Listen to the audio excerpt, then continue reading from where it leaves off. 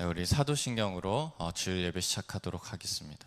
전능하사 천지를 만드신 하나님 아버지를 내가 믿사오며 그 외아들 우리 주 예수 그리스도를 믿사오니 이는 성령으로 잉태하사 동정녀 마리에게 나시고 본디오 빌라도에게 고난을 받으사 십자가에 못 박혀 죽으시고 장사한 지 사흘 만에 죽은 자 가운데서 다시 살아나시며 하늘에 오르사 전능하신 하나님 우편에 앉아 계시다가 저리로서 산자와 죽은 자를 심판하러 오시리라. 성령을 믿사오며 거룩한 공회와 성도가 서로 교통하는 것과 죄를 사하여 주시는 것과 몸이 다시 사는 것과 영원히 사는 것을 믿사옵나이다. 아멘.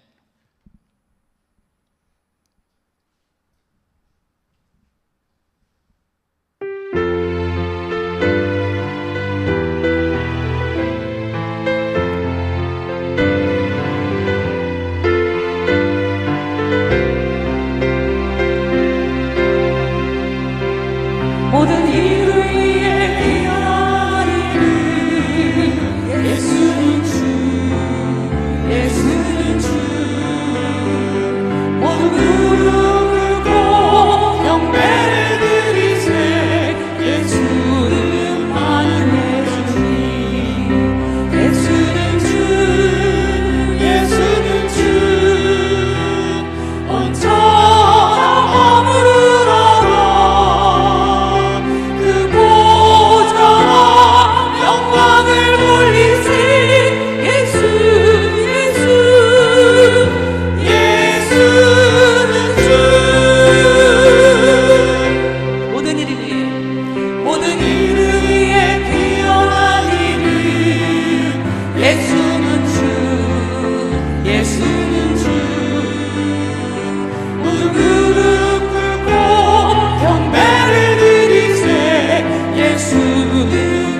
모든 일을 위해 깨어나니는 모든 일을 예수 그리스도 찬양합니다. 예수는 주, 예수는 주, 예수는 주. 모든 무릎 꿇고 경배를 드리세. 예수는 만유의 주, 예수는 주, 예수는 주, 예수는 주, 예수는 주. 온 천하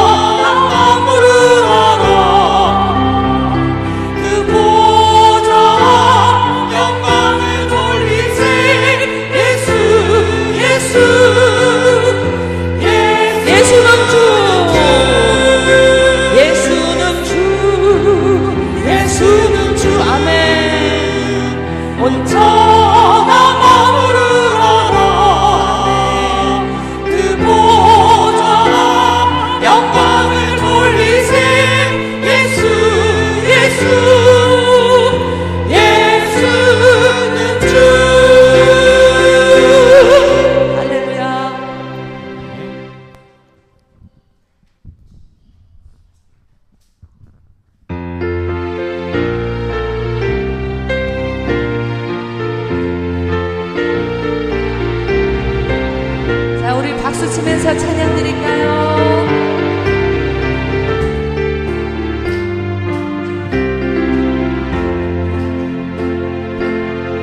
주의 이름 높이며 아멘. 주를 찬양하나이다. 나를 구하러 오신 주를 기뻐하나이다. 영광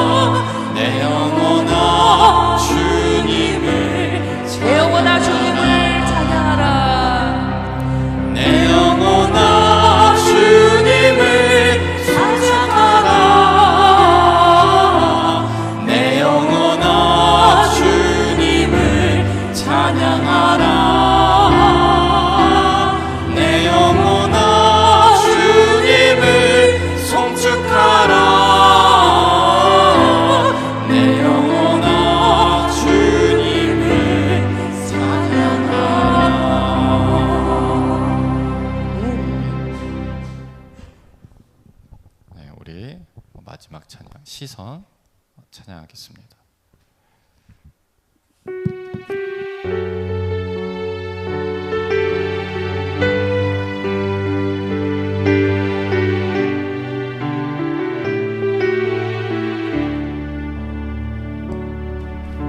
내게로부터 눈을 들어 주를 보기 시작할 때 주의 일을 보겠네. 내 작은 마음 돌이키사 하늘의 꿈 꾸게 하네. 주님을 볼 때 모든 시선을 주님께 드리고 살아계신 하나님을 느낄 때 내 삶은 주의 역사가 되고 하나님이 일하기 시작하네. 성령이 나를 변화시켜 모든 두려움 사하실 때 주의 일을 보겠네. 황폐한 땅 한가운데서 주님만 알게 되니 주님을 볼 때 모든 시선을 주님께 드리고 살아계신 하나님을 느낄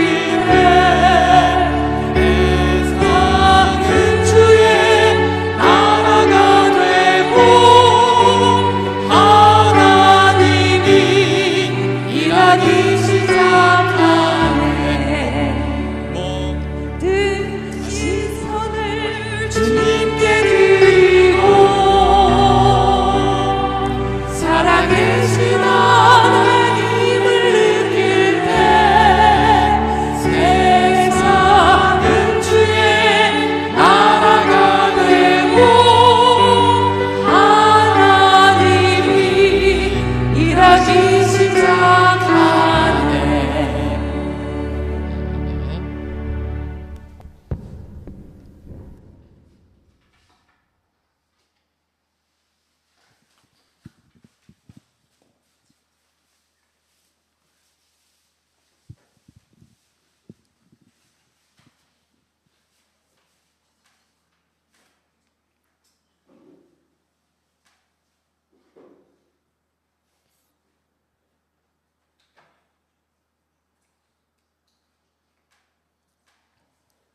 네, 오늘 말씀 사무엘상 17장 36절부터 37절 말씀입니다. 다 같이 읽어보도록 하겠습니다. 시작. 주의 종이 사자와 곰도 쳤은즉 살아계시는 하나님의 군대를 모욕한 이 할례받지 않은 블레셋 사람이리이까 그가 그 짐승의 하나와 같이 되리이다. 또 다윗이 이르되 여호와께서 나를 사자의 발톱과 곰의 발톱에서 건져내셨은즉 나를 이 블레셋 사람의 손에서도 건져내시리이다. 사울이 다윗에게 이르되 가라 여호와께서 너와 함께 계시기를 원하노라. 아멘. 좀 더우시죠?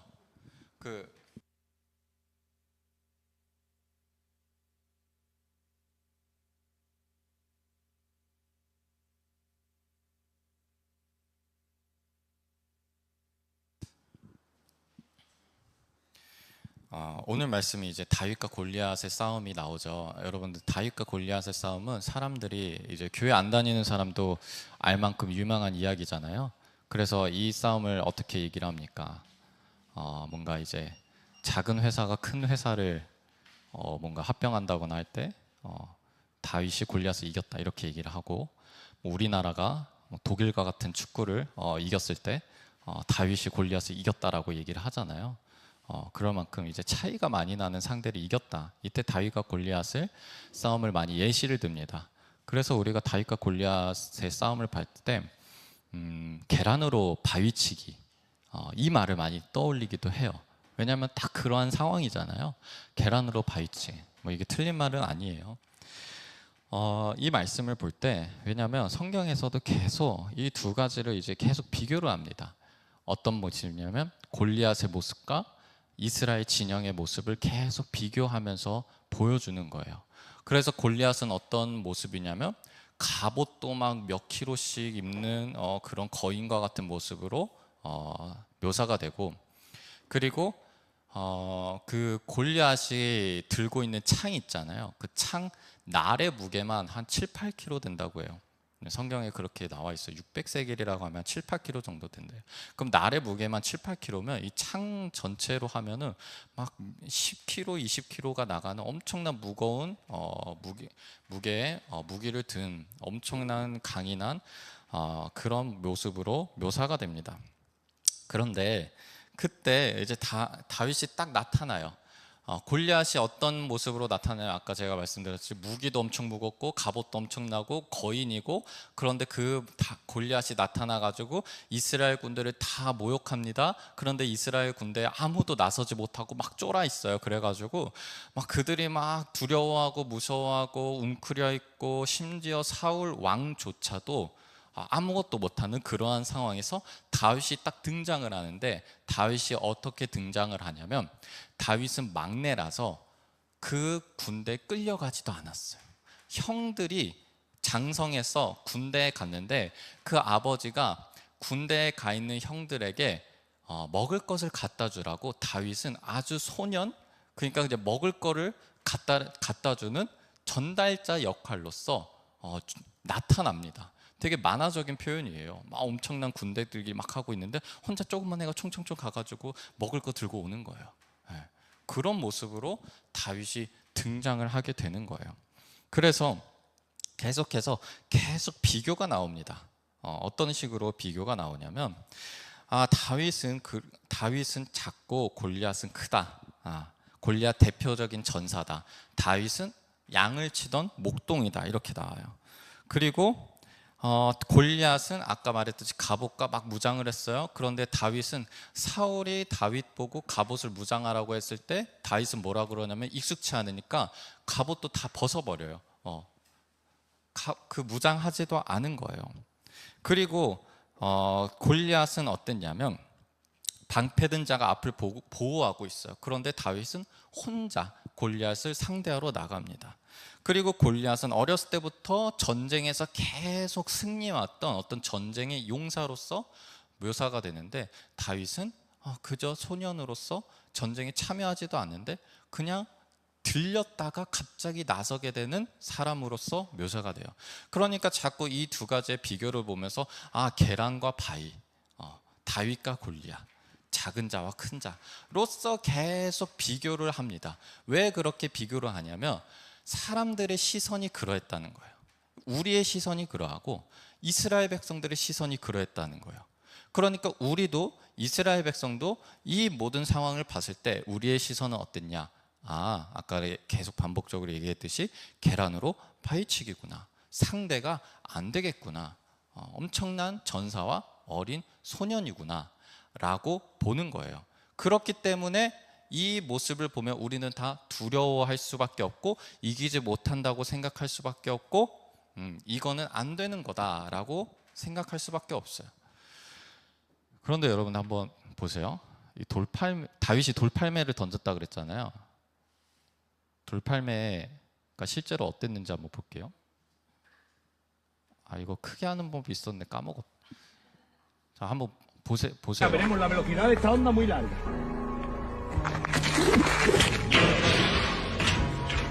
방금 보셨어요? 이 철판이거든요. Máquina, veremos la velocidad de esta onda muy larga.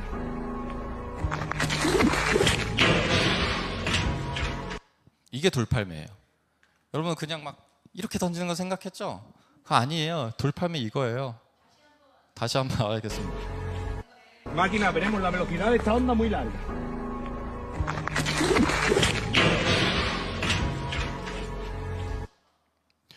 뭐 이제 검증되지는 않은 건데 뭐 저 댓글을 다 믿진 않는데 뭐 댓글에 뭐 그런 댓글이 있더라고요. 뭐 돌팔매는 무슨 그 단위가 있는데 뭐 400 정도 위력이 나오는데 그 작은 권총이 한 500 정도의 위력이 나온대요. 그러니까 이게 권총 정도의 위력이 나올 만큼 세다라고 얘기를 해요. 근데 그게 실제로 이제 이해가 가는 게, 저 역사를 되게 좋아하거든요. 실제로 예전에는 그 돌팔매질을 하는 부대가 있었어요. 예. 그래서 그 부대가요, 그 활을 쏘는 부대를 이기는 그 전투들이 기록이 돼 있어요. 그래서 막 토타로라고 이제 전쟁 게임이 있거든요. 거기에 그 예전 로마 시대의 초기 병정에 돌팔매 병정이 나와요. 그리고 시민들이 자경단으로서 돌팔매 부대를 운영을 하는 모습들이 나와요. 전쟁 무기라는 겁니다. 그러니까 결국에는 활이 나중에 그 돌팔매 부대를 완전히 대체하긴 합니다만, 그 전까지는 이 돌팔매라는 게 전쟁에서 한 부대를 감당할 만큼 엄청난 위력의 무기였다라는 거예요. 네. 그러니까 여러분들 아까 돌팔매 위력을 보셨죠? 이거 골리앗이 맞아도 그냥 죽어요. 정중앙에 맞으면 죽어요. 네, 그런 무기입니다. 그러니까 다윗이 돌팔매를 막 저렇게 돌려가지고 딱 맞춰가지고 골리앗이 죽었다, 이게 있을 법한 일입니다. 네, 있을 법한 일이에요. 그러니까 여러분들, 창이 이만큼 몇십 킬로짜리를 들고 있던 골리앗, 우리는 계란 던지는 다윗 이렇게 생각을 하는데, 방금 저거 보세요. 좀 할만하지 않아요? 네, 할만하잖아요. 아, 진짜로 숙련된 병사가, 우리 그 올림픽 보면 막 가운데 카메라를 막 연속으로 맞추잖아요. 인간이 숙련이 되면 그 정도의 정확도가 나와요. 골리앗 충분히 죽을만 하겠구나. 그러니까 오늘 말씀에서 우리는 계속 이 말씀을 보면서 다윗과 골리앗, 계란 파이치기 이러면서 적용할 때, 아, 나는 계란이야. 내가 맞닥뜨린 문제는 바위야. 이런 식으로 적용을 해요. 그런 식으로 적용하는 게 나쁜 게 아니에요. 결국엔 계란이 바위를 쳐서 이기잖아요. 그럼 내가 이긴다라고 믿음을 가지는 거 좋아요. 그런데 실상 계란으로 나를 묘사하고 상대를 바위로 묘사하잖아요. 그러면 여러분 그때부터 지고 들어가는 거예요. 네. 그거부터 지고 들어가요. 두려움부터 나오고, 아무리 내가 믿음으로 기도를 한다고 해도, 상상을 아무리 해도 바위가 쪼개지질 않아. 이길 생각이 없어요. 계란으로 들어가는 것부터가 지고 들어가는 겁니다. 그런데 다윗은요, 바위로 계란 친다라는 생각으로 들어가는 거예요. 아까 제가 말씀드렸죠. 계란으로 바위치기는 다 누구의 생각들이다? 이 말씀을 보는 우리의 생각들, 이스라엘 백성들의 생각들이에요. 성경이 계속 그렇게 묘사를 하고 있어요. 그런데 그 중에서 모든 묘사가 다 골리앗이 위대하라고 하는데, 다윗이 말하는 이 대사, 이 절만이, 다윗만이 오직 내가 바위다라고 얘기를 하는 게 바로 이 말씀이에요. 다시 한번 읽어볼게요. 36절부터 37절 시작. 주의 종이 사자와 곰도 쳤은즉 살아계시는 하나님의 군대를 모욕한 이 할례받지 않은 블레셋 사람이리까, 그가 그 짐승의 하나와 같이 되리이다. 또 다윗이 이르되 여호와께서 나를 사자와 발톱과 곰의 발톱에서 건져내셨은즉 나를 이 블레셋 사람의 손에서도 건져내리시이다. 사울이 다윗에게 이르되 가라, 여호와께서 너와 함께 계시기를 원하노라. 아멘. 다윗이 뭐라고 합니까? 나는 사자와 곰도 이겨봤다라고 얘기를 하는 거예요. 네. 그러니까 성경에서는 계속 골리앗은 엄청난 사람, 왜냐하면 이스라엘 백성들이 그렇게 봤기 때문이에요. 엄청난 사람, 이스라엘은 쫄아 있어요. 다윗은 그냥 목동이었던 소년, 어린아이, 무기가 없어. 그런데 내심 다윗은 어떤 과거가 있어요? 다윗은 어떤 사람이에요? 사자와 곰을 쳐 죽여서 이긴 사람이었던 거예요. 네, 그 위력적인 돌팔매를 숙련으로 다루고 골리앗을 한 방에 보내버릴 만한 사람이라는 거예요. 그러니까 이 싸움은 애초에 계란과 바위 싸움이 아니에요. 그런데 이 다윗이 위대한 사람이다, 위대한 전사다, 엄청난 경력을 가지고 있다, 힘이 있다라고 보는 게 아니라, 다윗은 왜 내가 사자와 곰도 이길 수 있었냐면, 나는 하나님이 나를 이기게 하셨다라고 얘기를 해요. 그러니까 내가 바위인 이유는, 내가 우세한 이유는, 내가 이길 수 있는 이유는, 내가 저 위대한 전사를 이길 수 있는 이유는 하나님이 나에게 힘을 주셨기 때문이다라는 거예요.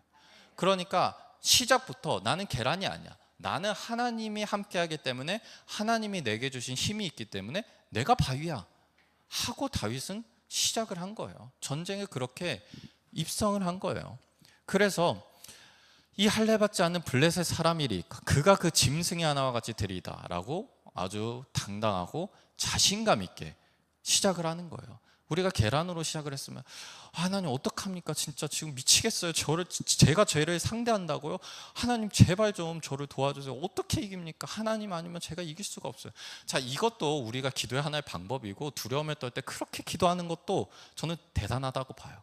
그런데 그 이상을 다윗은 보여준 거예요. 이미 내가 이겼다라는 거예요. 네. 나는 사자와 곰도 하나님의 힘으로 이겨봤는데 저 사람도 저 블레셋 사람도 하나님의 힘으로 그 짐승과 같이 되리이다 라고 고백을 합니다. 그래서 나를 사자와 발톱과 곰의 발톱에서 건져내셨은즉 내가 거기서 살아남고 내가 그들을 이길 수 있었던 것은 여호와께서라고 얘기를 해요.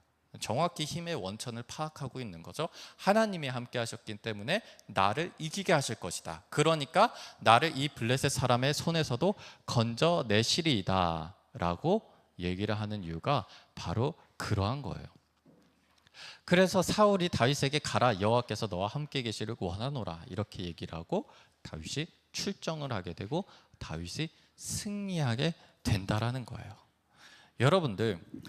여러분들이 이제 이 말씀을 적용하실 때 내가 계란이고 저 바위를 어떻게 잘하면 하나님의 힘으로 이길 수 있겠지 이런 식으로 적용하는 것을 넘어서 나에게 하나님이 있고 내게 하나님이 주신 능력이 있고 이전에도 하나님이 나를 도와주셨던 경험이 있기 때문에 나는 하나님이 함께 하시는 사람이기 때문에 하나님은 나를 보호하시기 때문에 하나님의 능력과 함께라면 내가 맞닥뜨린 더 적과 저 어려움과 내가 넘어야 될 산 이런 것들이 그들이 계란이다 그리고 내가 바위다 라는 믿음으로 시작하시길 바랍니다.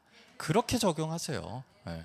그래서 결국에는 어떻게 됩니까? 아까 그 위력적인 돌팔매로 골리앗이 쓰러진 거예요. 네. 그러니까 여러분들 우리가 이제 한 단계 넘어서 적용을 해보자는 거예요. 네.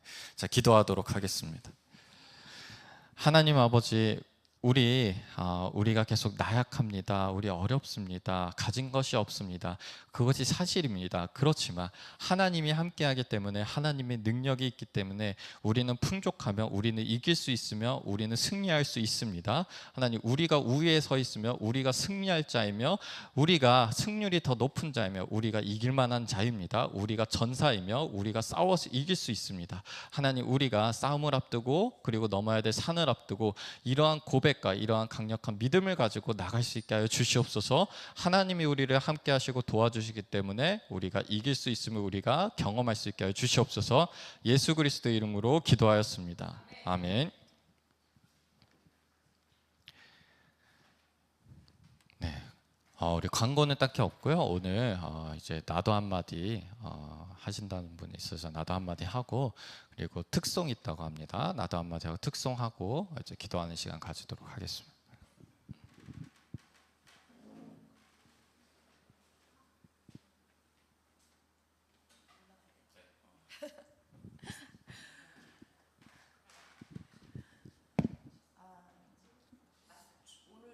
주일날 제가 여기에서 설 수 있을지 몰랐어요. 불과 며칠 전만 해도 거의 살아있는 게 이렇게 고통스러울까 정도의 통증이었어요. 하지만 홍승희 권사가 그러더라고요. 너는 진짜 복이 많은 사람이야. 근데 사실상 우리가 현실로 봤을 때는 절대 복 있는 사람이 아닌 거예요. 근데 지금 목사님이 말씀하신 것처럼 그 이상을 보니 상당히 복이 많은 사람이었어요. 먼저 제 수술 경과는 상당히 좋고요. 처음 이 치아라는 게 염증이라는 것이 우리 몸에 그렇게 위험한 건지 전 처음 경험했어요. 순식간에 몸에 염증이 퍼지고 그게 곧 사망에 이를 수 있다는 거에 상당히 놀래고 저는 그런 거는 파상풍이나 그러고 폐혈증만 그런 줄 알았어요. 근데 염증 종류는 대부분이 그렇다고 하니까 혹여나 염증이 있을 때 무심히 넘기지 않으셨으면 좋겠어요. 그리고 저는 처음에 요번에 이사하면서 굉장히 많은 스트레스를 받았고 육체적으로도 많이 힘든 상황이었어요. 그러다 보니까 이 몸이 계속 안 좋은 상황이었었어요. 그러다가 한 2달가량을 계속 뭐 소염제 먹다가 진통제 먹으면 가라앉고 이게 반복이 되는 시간이었어요. 그러다가 지난주 목요일 날 딸 친구가 와서 맛있는 닭도리탕을 해주고 그날 금요일 저녁부터 붓기 시작하는데 갑자기 그렇게 됐어요. 수요일 예배 올 때까지만 해도 홍승희 권사하고 맛있게 분위기 좋은 카페 가서 먹고 그랬거든요. 근데 붓기 시작하는데 저녁 때 되니까 이 지금 우리 딸이 저보고 무민을 닮았대요. 여기가 이렇게 벗어. 근데 지금 이 볼에 4배 정도가 부었어요. 지금 현재 보이시는 정도의 4배가 부었는데 통증이 너무 심해서 소염제가 타이레놀을 앉은 자리에서 1500ml를 먹어도 가라앉질 않았어요. 그래서 빨리 날이 새기를 바랬고 그랬는데 새벽에 6시 반에 그 다음날 새벽 6시 반에 윤지 아빠가 왔어요. 근데 너무 놀랬죠. 근데 사실 병원 예약은 오후 4시로 되어 있었거든요. 근데 그 전에 금요일 너무 아팠고 토요일 날 친구가 추천해준 병원을 갔었어요. 처음에 갔는데 거기서 진단은 염증이 있습니다 이러면서 약을 간단히 처방을 해줬어요. 그리고 월요일 날 치료를 하자고 했어요. 그래서 알겠다고 갔는데 그날 밤새 너무 아파서 그날부터 진통제도 먹지 않고 아이는 걱정할까 봐 말은 못 하겠고 이를 너무 깨물어서 머리가 깨질 것 같이 아팠어요. 저도 모르게 이를 앙다물게 되더라고요. 통증을 참으려고. 그렇게 그 토요일을 보내고 주일을 보내고 월요일 날 예약된 시간에 병원을 갔어요. 갔는데 그 전에 토요일에 갔는데 그 의사가 저를 보더니 월요일 날 치료하자고 했잖아요. 그러면서 그냥 간단히 약 처방 준 거 먹었는데 그날 저녁에 너무 많이 부었어요. 겁이 났어요. 이 약으로 내가 지금 버틸 수 있는 게 맞나? 그때는 하나님을 원망만 했어요. 너무 아프다고. 아니 나 사랑하는 딸이라면서 이렇게 방치하실 거냐고. 안 보이냐고. 내가 아픈 게 안 보이냐고. 막 원망을 했어요. 그러다가 나 아프니까 좀 도와주세요. 무서워요 했다가 근데 그때는 원망이 더 컸어요. 하나님이 믿어지지가 않았어요. 이렇게 아픈데 치료의 하나님이라고 했는데 어떻게 나를 이렇게 두지? 그러다가 월요일 아침이 되었고 윤지 아빠가 6시 반에 와서 4시 예약임에도 불구하고 아침 9시에 병원 문 여는 시간 맞춰서 갔어요. 마침 의사가 있었고 저보고 이 치아를 지금 솟아있는 치아를 빼서 거기에 고름 구멍을 내야 치아를 염증을 가라앉힐 수가 있대요. 그러면서 저보고 입을 벌려보래요. 근데 입이 안 벌어져요. 너무 아파서 근막까지 염증이 퍼진 상태라. 그랬는데 의사가 핀셋으로 억지로 빼려고도 했어요. 입이 안 벌어지니까. 근데 그 핀셋이 옆으로 미끄러지면서 뺄 수가 없었어요. 그러니까 의사가 하는 말이 여기서는 치료가 안 되니까 대학병원으로 가래요. 너무 무서웠어요. 그때도 기도했어요. 아니 거기 가면 아시겠지만 큰 병원을 가면 피검사에 뭐 별의별 검사를 또 다 하잖아요. 너무 부담스러웠어요. 그래서 그냥 여기서 치료해주면 안 돼요? 그랬더니 안 된대요. 그럼 난 여기 이사 온 지 2달도 안 돼서 어느 병원을 가야 할지 모르니 추천을 해달라 얘기를 했어요. 그랬더니 일산병원을 가래요. 거기는 어디냐? 여기서 가깝대요. 그렇지만 뭐 저는 상황을 따질 상황이 없었어요. 무조건 가야 했어요. 그래서 차를 타고 일산병원을 갔고 당일 접수를 했음에도 불구하고 치료가 가능해졌어요. 보통 예약을 해야 된대요. 근데 소견서도 안 가져갔어요. 근데 다행히 접수가 됐어요. 그날 가서 기다리는 내내 너무너무너무 무서웠어요.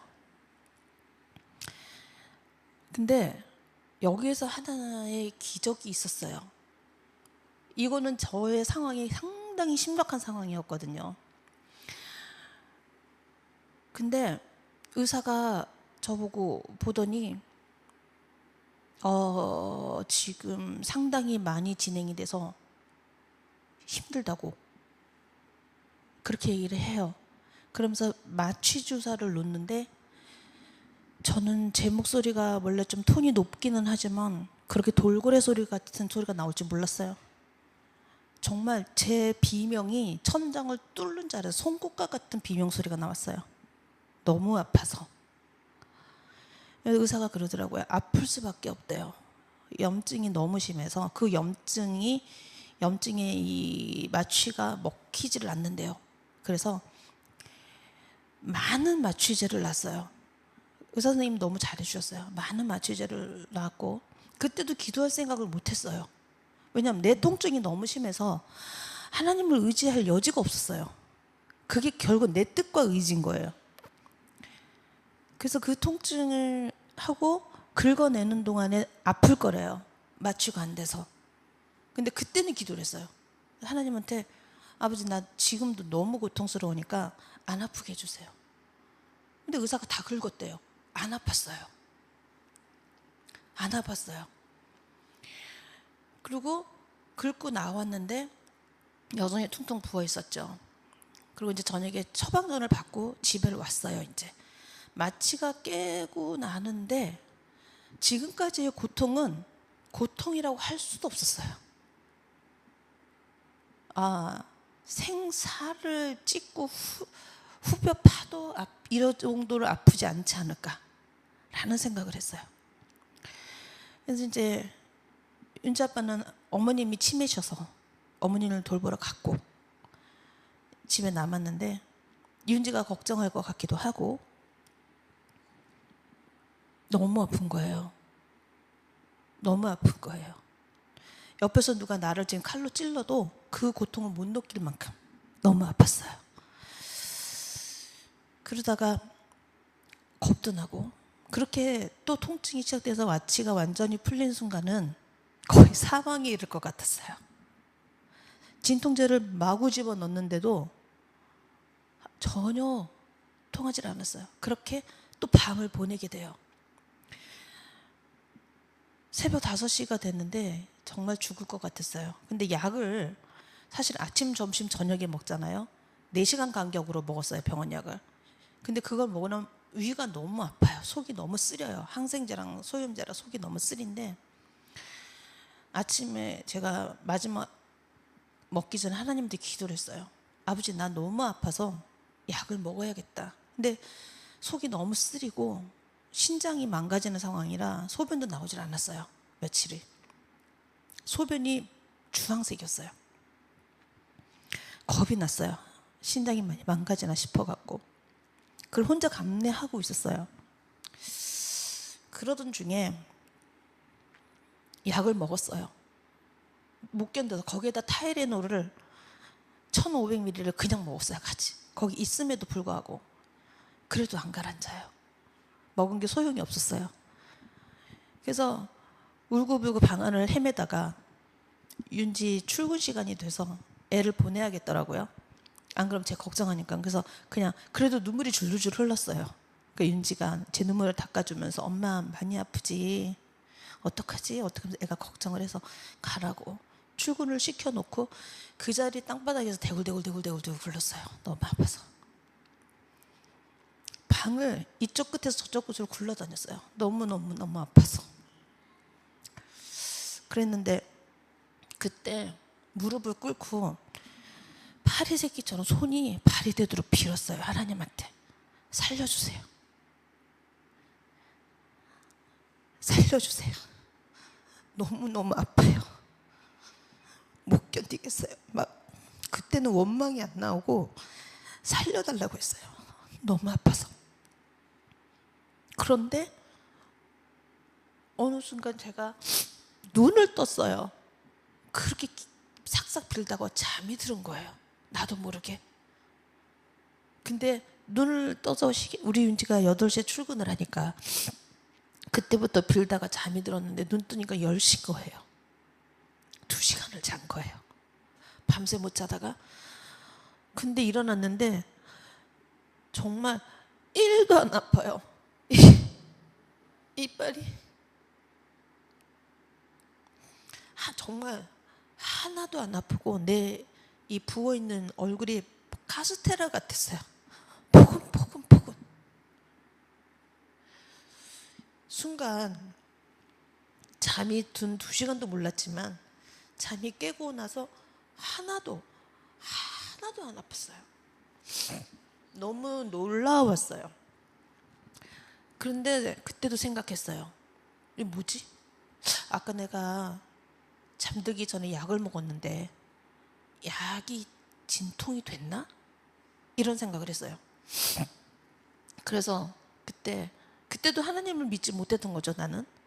그래서 이따가 실험을 했어요. 진통제 먹지 말자. 먹지 말고 이대로 버텨고 병원을 가보자. 이런 생각이 들어서 안 먹었어요. 병원 오는 때까지도 하나도 안 아팠어요. 그러니까 나중에 한 사실이지만 통증이 그렇게 걷어갈 수는 없답니다. 왜냐하면 염증은 그대로였고 붓기도 그대로였고 저의 상황은 달라진 게 없었어요. 그런데 제 통증은 하나도 없었어요. 그게 거짓말 같아요. 내가 그렇게 아팠던 게 거짓말 같은 생각이 들 정도로 아니 정말 욱신 내지는 찌끈하는 것조차도 없었어요. 너무너무 정말 완벽하게 없었어요. 지금 내가 아픈지를 모를 정도로. 그래서 이제 치료를 받았고 그날 이제 너무 아팠기 때문에 입원 치료를 결정을 했어요. 근데 또 바로 입원이 된대요. 근데 입원을 생각을 못 했었는데 홍승희 권사가 저한테 제이야 입원해. 우리 엄마도 보니까 입원해서 치료하는 게 빨라. 너 입원해.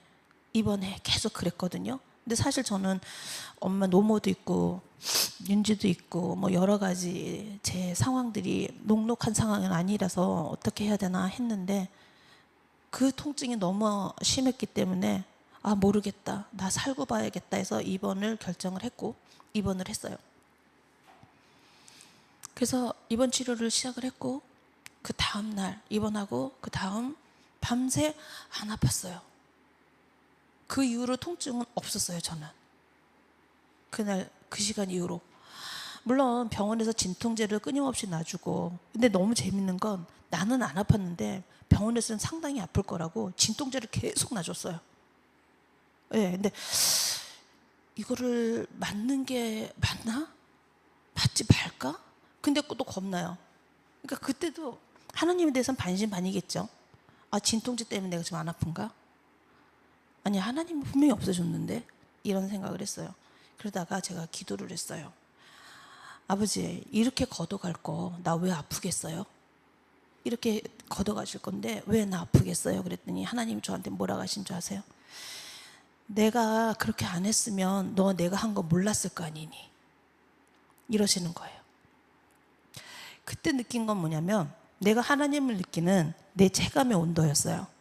지금 여기 계신 분들은 하나님에 대해서 어떻게 체감하고 계신지 모르겠지만 나는 그동안 저는 하나님은 그냥 우리 기도하면 응답하시는 분인 건 맞아요. 그것도 믿어요. 그러나 내 바로 옆에 내 손을 바로 잡아주시고 내 옆에서 내 어깨를 토닥여 주시고 나를 안아주신다는 그런 체감은 한 번도 느껴본 적이 없었어요. 그렇게 아버지를 느껴보진 않았어요. 근데 이번에 이 일을 통해서 제가 그런 아버지를 알게 됐어요. 그러니까 지금도 조금 있다가 아마 특송을 할 텐데 그 찬양이 제가 우리 딸에게 신청을 했어요. 정말 하나님이 그대로 하셨어요. 우리 하나님은 실수가 없으셨어요. 진짜 완전한 하나님이셨어요. 그리고 완전한 사랑의 아버지셨어요. 그걸 느꼈고 이후에 계속 치료가 진행이 됐었고 아침 저녁으로 치료를 하다 보니 굉장히 빨리 호전이 됐어요. 그러다가 그저께 그 문제가 됐던 치아를 발치하게 됐어요. 근데 제가 선생님한테 물었어요. 왜 그날 아플 때 같이 발치하지 않았냐고. 그랬더니 의사 선생님이 그러시더라고요. 그거를 뺐으면 몸에 염증이 삽시간에 퍼져서 사망할 수도 있습니다. 이렇게 말씀하셨어요. 그러니까 일산병원 오기 그 전 병원에서 만약에 그 의사가 핀셋으로라도 제 치아를 뺐다면 저는 아마 지금 여기에 있는 것이 아니라 예수님 옆에서 신나게 뛰어놀고 있겠죠. 근데 아버지는 아직까지 제가 여기에서 천국을 누리게 하고 싶으셨나 봐요. 그래서 그 손길을 피하게 하셨고 저를 치료하게 하셨어요. 그래서 치아 발치를 하고 나서 의사가 그랬어요. 근데 그 치아 발치하러 가기 전에 마약성 진통제를 놔주더라고요. 마약성 진통제를 근육 주사로 맞았어요. 너무 무섭더라고요. 정말 내 애기 손톱만한 내 검지 손톱만한 약인데 그 약을 놔주더라고요. 주사를. 얼마나 겁나겠어요. 그 통증이 어떻길래 마약성 주사를 근육 주사를 놓는다고 할까. 근데 하나도 안 아팠어요. 이후에 의사가 더 아플 수 있대요. 저보고. 그날보다 더 아플 수 있습니다. 왜? 근본이 되는 애를 해결했기 때문에 아직도 염증이 다 치료가 안 돼서 하나를 더 하긴 해야 돼요. 그러다 보니까 더 아플 수 있습니다. 염증이 완전히 해결된 게 아닙니다. 근데 겁 되게 났는데 하나님한테 맡겼어요. 근데 아직까지 안 아픕니다. 오늘까지도. 예, 그래서 전혀 아프지 않았고요. 의사가 우려했던 대로 전 아프지 않았어요. 그래서 통증은 그날 하나님이 순식간에 걷어간 그 이후로 통증은 없었어요. 네, 없었어요. 이제 제가 그것이 제 인생의 신앙에서 굉장히 중요한 터닝 포인트가 된 것 같아요. 하나님을 내 아버지라고 느낄 수 있었던 정말 귀한 시간이었던 것 같아요.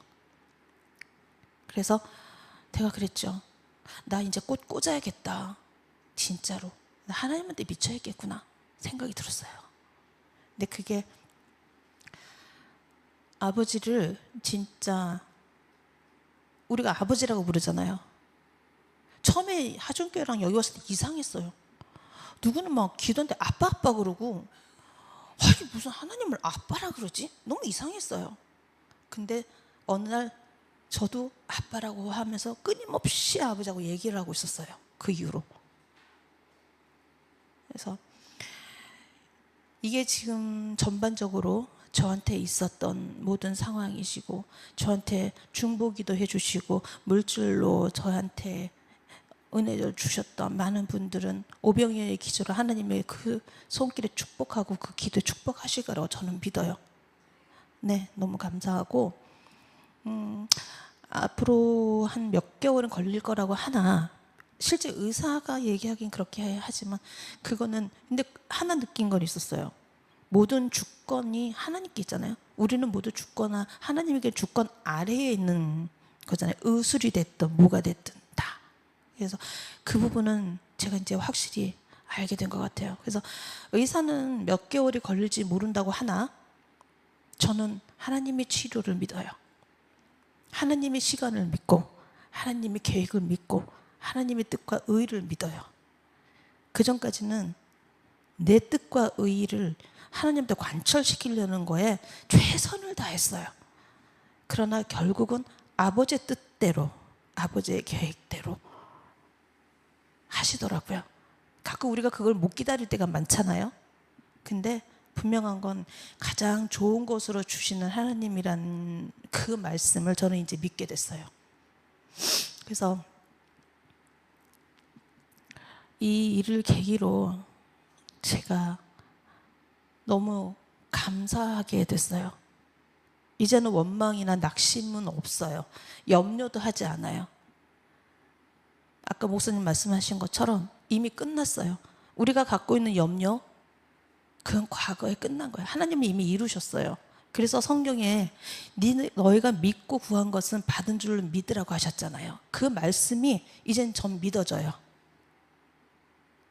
우리는 항상 내일이 당장 해결이 안 되면 아직도 하고 계시나? 네, 현재 진행형, ing라고 그러죠. 현재 진행형으로 알고 있으나 아버지는 이미 이루어 놓으셨어요.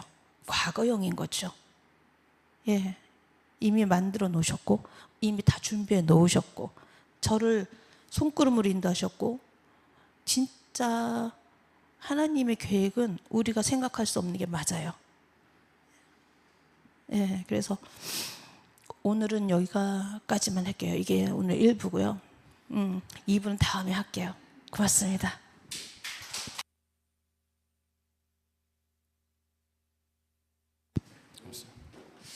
네, 그러면 우리 특소 하도록 하겠습니다.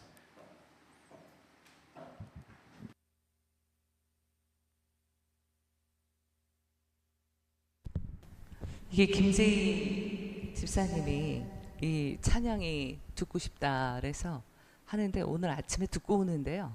갑자기 그 생각이 나더라고. 강진원 형제 있죠. 하종교회 강진원 형제가 그런 말을 했대요. 김현철 목사님한테. 하나님한테 지는 게 이기는 거였다는 거를 알았다고. 하나님한테 지는 게 인생 편한 거를 알았다고. 근데 오늘 이 찬양 가사 속에 항복을 승리로 바꾸시는 하나님. 이 항복이 무엇일까? 바로 우리의 생각과 의지의 항복이겠죠. 그 생각에 같이 나눠서 이 찬양 같이 할게요.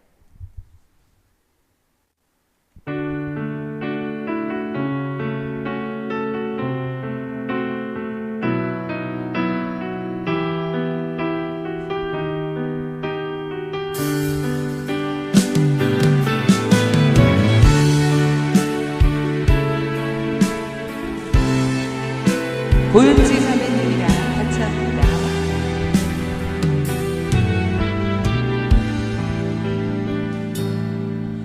주의 일하심이 멈춘 것 같아도 지금도 역사하시는 예수가 계시니 내 뜻과 생각을 의지하지 않고 주의 뜻을 기다리네. 주의 일하심이 멈춘 것 같아도 지금도 역사하시는 예수가 계시니 내 뜻과 생각을 의지하지 않고 주의 뜻을 기다리네. 실수가 없으신 신실하고 완전하신 예수, 그의 발 앞에 엎드리네. 항복을 승리로 이끌어 주시는 그 은혜 나를 인도하시네. 주만 따르리.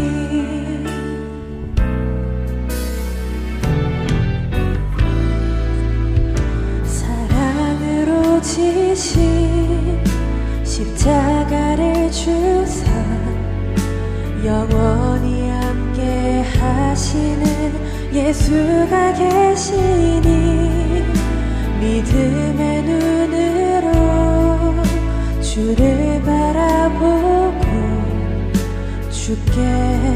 주께 순복하네.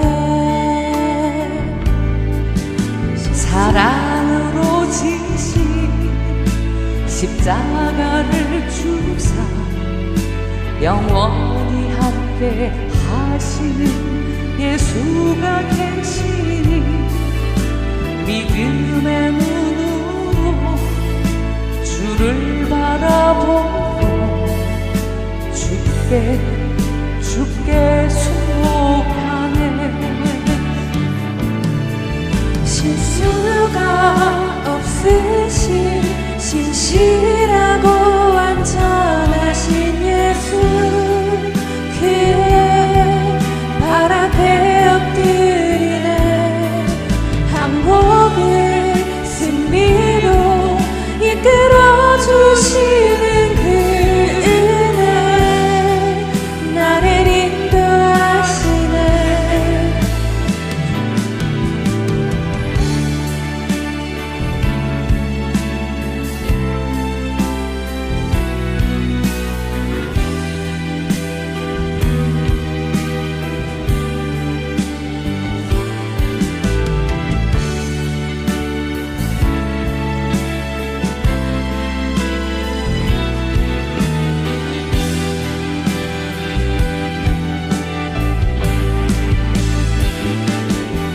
실수가 없으신 신실하고 완전하신 예수, 그의 발 앞에 엎드리네.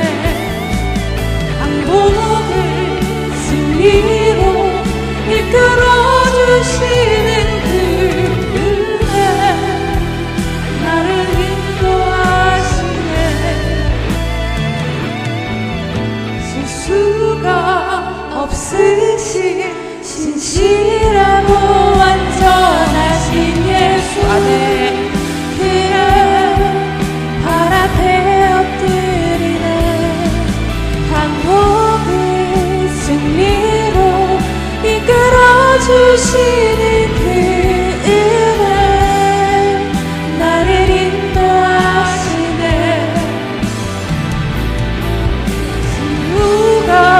없으신 신실하고 같이 할까요? 완전하신 예수, 그의 발 앞에 엎드리니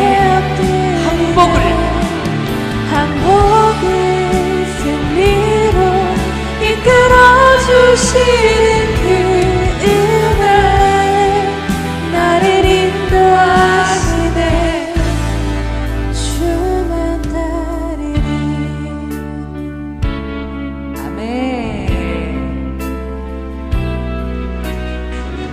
아멘. 아우, 딸내미가 엄마 신청곡을.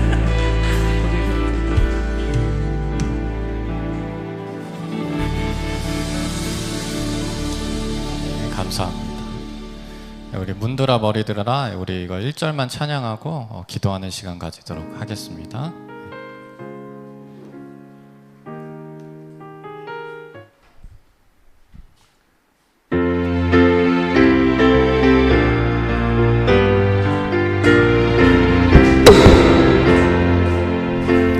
문들아 머리 들어라, 들을지어다 영원한 문들아, 영광의 왕 들어가시도록